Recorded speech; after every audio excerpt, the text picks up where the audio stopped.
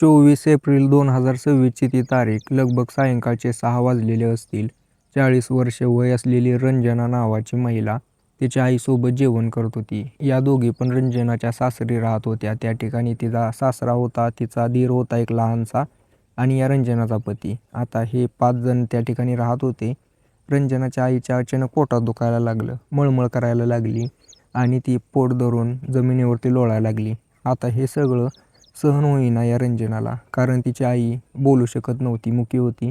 ती काय बोलून पण सांगू शकत नव्हती की मला काय होते. त्यावेळेला रंजना थोडी वेळ वाट बघते आणि तिच्या आईला घेऊन डॉक्टरांपाशी जाते. त्या शहरातले सगळ्यात मोठे डॉक्टर त्या रंजनाला ओळखत होते. रंजनाला बघून डॉक्टर म्हणतात की बसा. त्यावेळेला तिच्या आईला बघतात पोट धरलेलं आहे. डॉक्टर तिला चेकअप करतात, तिला बाहेर बसवतात. रंजनाला कॅबिनमध्ये बोलून म्हणतात की तुम्ही तुमच्या वडिलांना गमावून भरपूर दिवस झाले, बरोबर का? तुमची आई विधवा आहे, बोलू शकत नाही.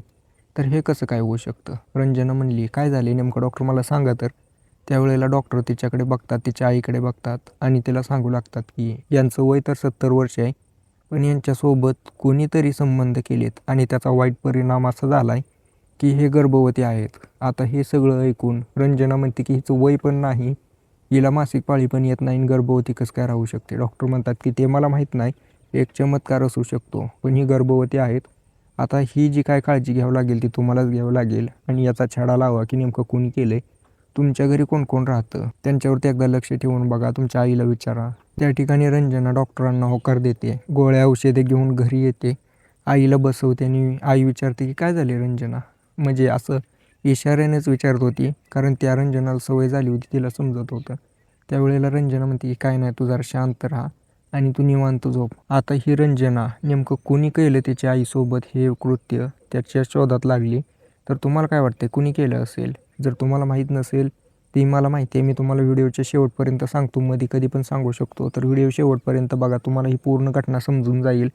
बाकी आपला व्हिडिओ कसा वाटतो मला कमेंट करा आणि चॅनल सबस्क्राईब करून नक्की ठेवा. तर मित्रांनो, या घटनेची सुरुवात होते 2020 पासून. 2020मध्ये ही रंजना तिच्या आईला म्हणते की आई, माझं मन उडाले, मी लग्न काय करू शकत नाही. रंजनाचं वय त्यावेळेला होतं साधारणतः 34 वर्ष.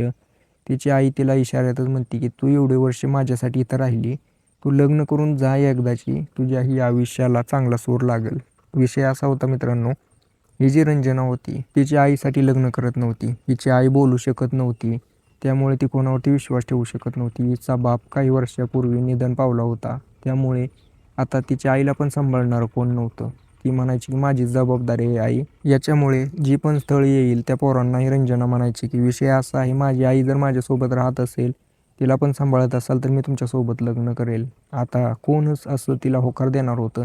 काही वेळेला पोरं होकार द्यायची पण तिची सुंदरता बघून, पण त्या पोरांच्या आई किंवा त्यांचे बाप त्यांना नकार द्यायचे. असं करत करत तिला भरपूर दिवस गेले होते. एक वेळेला तर या रंजनाच्या आईने स्वतःला संपवायचा पण प्रयत्न केला होता की पोरगी माझ्यासाठी लग्न करे नाही. पण रंजनाने तिला शपथ घातली आणि तिला म्हणली की ठीक आहे, तुझ्यासाठी मी लग्न करणार नाही, पण तू असलं परत जर काय केलं तर तू मला माझी पोरगी म्हणू नको. आता आईला असं बोलल्यानंतर आई त्या ठिकाणी शांत बसते आणि विचार सोडून देते, पोरगी करेल तसं करू देते. आता भरपूर दिवस झाले, रंजनाचं तर काही लग्न अजूनपर्यंत झालं नव्हतं. याच्यासाठी काही तिचे नातेवाईक खूप चिंता करत होते. पोरगी वयात निघून गेली, पोरीचं वय निघून गेले, लग्न झालेलं नाही. त्यावेळेला एका नातेवाईकांना तिच्यासाठी स्थळ आणलं. अरविंद नावाचा व्यक्ती, साधारणतः वय त्याचं 38 वर्ष होतं. विवाह झाला होता अगोदर, त्याची पत्नी मरण पावली होती. त्यावेळेला त्या अरविंदचं स्थळ हिच्यासाठी आलं. अरविंद पण जरा ठीकठाक फॅमिलीमधला होता आणि तसं बघायला गेलं तर ही जी रंजना होती तिला ते स्थळ पटलं. तिने एक शर्त ठेवली, माझी आई माझ्यासोबत राहील. अरविंदला एका पत्नीची गरज होती, त्यामुळे तो होकार देतो आणि त्या रंजनाच्या आईची त्यांच्या घरी राहण्यासाठी सोय करतो. अरविंदच्या घरी त्याचा एक छोटा भाऊ होता रमेश नावाचा, त्याचा बाप रामलाल आणि हा अरविंद, अशा तिघांचं कुटुंब होतं. आता या कुटुंबाला सांभाळून घेण्यासाठी ही जी रंजना आहे ती तयार झाली. काही दिवसानंतर लग्न वगैरे झालं, सुखी संसार चालू झाला. आता त्या ठिकाणी ह्या दोघे राहू लागल्या.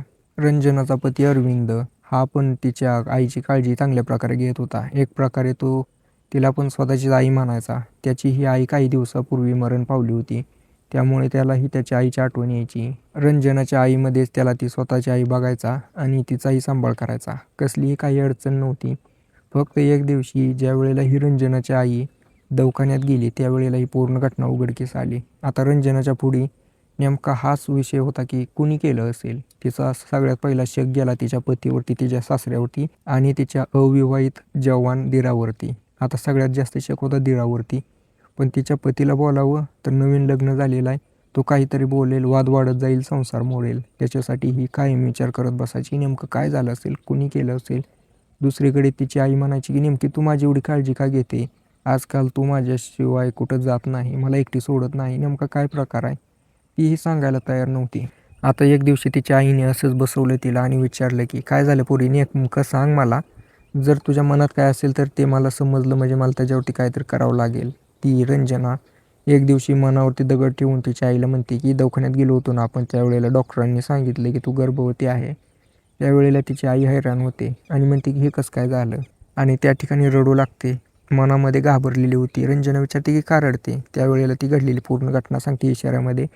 रात्री कोणीतरी येतंय, माझ्या तोंडावरती रुमाल ठेवतंय, मला बेशुद्ध करून माझ्यासोबत वाईट काम करतंय.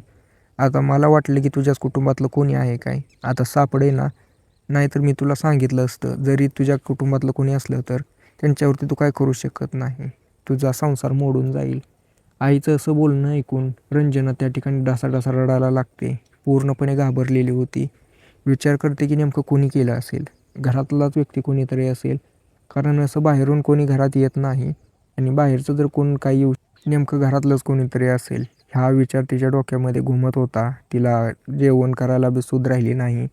ती आता कसलीच काळजी करत नव्हती पतीची, पतीकडे दुर्लक्ष करत होती. तिच्या मनामध्ये पतीविरुद्ध आणि तिच्या कुटुंबाविरुद्ध राग भरलेला होता. तिच्या आईची ती काळजी घेत होती, कायम तिच्या आईपाशी असायची, तिच्या आईसोबतच झोपायची. आता अरविंद कधी पण ऑफिसमधून आला की ती बघायचा की त्याची पत्नी त्याच्या सासूपाशी झोपलेली आहे.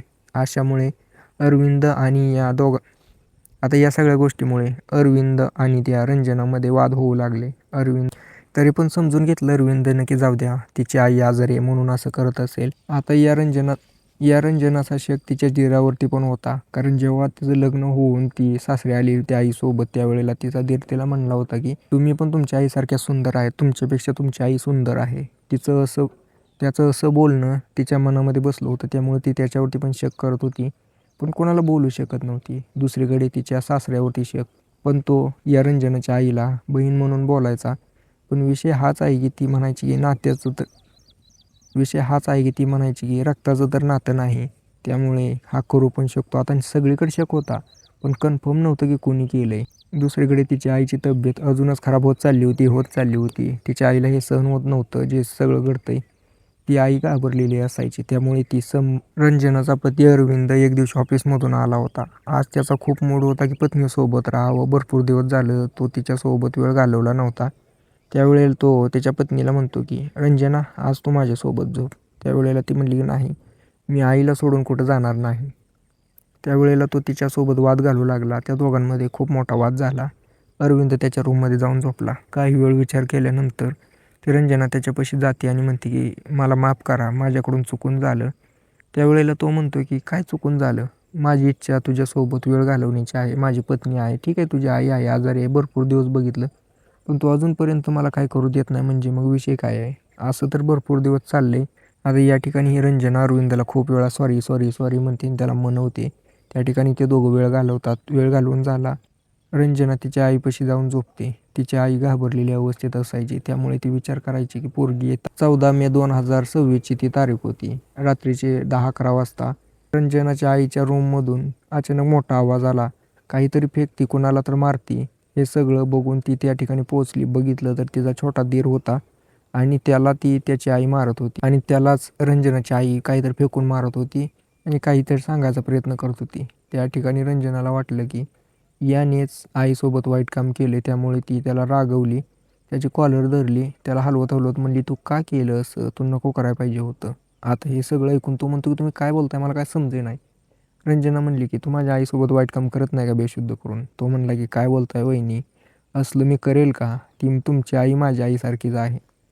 पण ती काय ऐकण्यासाठी तयार नव्हती. त्या ठिकाणी तिचा सासरा, तिचा नवरा अरविंद तिच्या पत्नीला म्हणतो की तू रंजना काय करते नेमकं, याला का मारते. त्यावेळेला ती रंजना म्हणते की हा तुमचा पोरगा जो आहे माझ्या आईसोबत बेशुद्ध करून तिला तिच्यासोबत वाईट काम करतोय. त्यावेळेला तो रंजनाचा पती अरविंद तिला कानाखाली लावतो. चक्कर येऊन बाजूला पडते. ती बेशुद्ध झालेली होती. ती उठली, दवाखान्यात होती. त्यावेळेला तिचा पती अरविंद म्हणला, तुला आता सलाईन लावलंय. तू आजारी आहे म्हणून मी तुला सोडलं. रात्रीनं तुझी काळजी वाटली म्हणून दवाखान्यात आणलं, नाही तर तुला मी त्या ठिकाणी डिवोर्स देऊन घरी पाठवणार होतो. पण आता सोडू शकत नाही. त्यावेळेला ती म्हणते, काय झालं, काय नेमकं? तो म्हणला की तू गर्भवती आहे आणि तू माझ्या मुलांची आई बनणार आहे, त्यामुळे मी तुला सोडू शकत नाही. तिला खूप आनंद झाला. पण राहून राहून ती तिच्या पतीला म्हणते की तुम्ही नाही केलं, तुमच्या भावाने नाही केलं, तुमच्या बापाने नाही केलं, तर मग माझ्या आईसोबत हे कोणी करतंय का? म्हणते की माझ्या आईसोबत कुणीही करू द्या, आपल्याला त्याचं सत्यता समजेल. मला DNA टेस्ट करावं लागेल. त्या ठिकाणी तो अरविंद होकार देतो. तिला दवाखान्यात घेऊन जातो, तिच्या आईला घेऊन जातो, तिचा भाऊ बाप घेऊन जातो.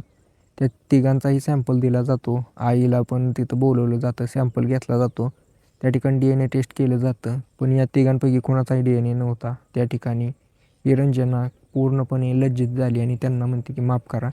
पण प्रश्न हाच होता की कोणी केलं? अरविंद काय करतो, डोकं चालवतो. रंजनाच्या आईच्या रूममध्ये एक कॅमेरा लावतो, CCTV, आणि त्याच्यावरती लक्ष ठेवायला लागतो. 2-3 दिवस गेल्यानंतर एक व्यक्ती तोंड बांधलेली खिडकीतनं आत घुसलं आणि त्या आईला आणि रंजनाच्या आईला बेशुद्ध केलं. त्या ठिकाणी तो अरविंद रूममध्ये गेला, त्याला पकडलं. तो बघितलं तर कोण आहे? त्या एरियामधला एक भिकारी तो यायचा. अरविंदाच्या घरामध्ये घुसायचा खिडकीमधून, बेशुद्ध करायचा त्याच्या सासूला आणि त्याच्यासोबत वाईट काम करायचं. त्याला पकडलं, मारलं आणि विचारलं की नेमका काय प्रकार आहे? त्यावेळेला त्यानं सांगितलं की मी जेव्हा पण भीक मागायला यायचो त्यावेळेला त्या तुमच्या सासूला बघायचो. तिची ती सुंदरता बघून मला राहावलं नाही, म्हणून मी तिच्यावरती बाळून गेलो आणि मी तिला काहीही करून मिळवायचा प्रयत्न करायला लागलो. मी बघितले तुमच्या घराची खिडकी पाठीमागनं उघडते, फक्त काचच आहे. एक दिवशी तुमच्या सासूने खिडकी उघडी ठेवली होती. घरामध्ये घुसलो, बेशुद्ध केलं आणि तिच्यासोबत वाईट काम केलं. आता मला मजा यायला लागली. आता या ठिकाणी त्याने पोलिसाला कॉल केला. पोलीस त्या ठिकाणी जमा झाले. पोलिसांनी त्या भिकाऱ्याला पकडलं आणि अरविंदला सांगितले खिडकीला जर गज वगैरे बसवून घ्या, कुठलीही स्टाईल करायला जात आहे, अशी घटना घडते. त्या ठिकाणी ही जी अरविंदची सासू आहे, शरमसार होऊन निघायला लागते.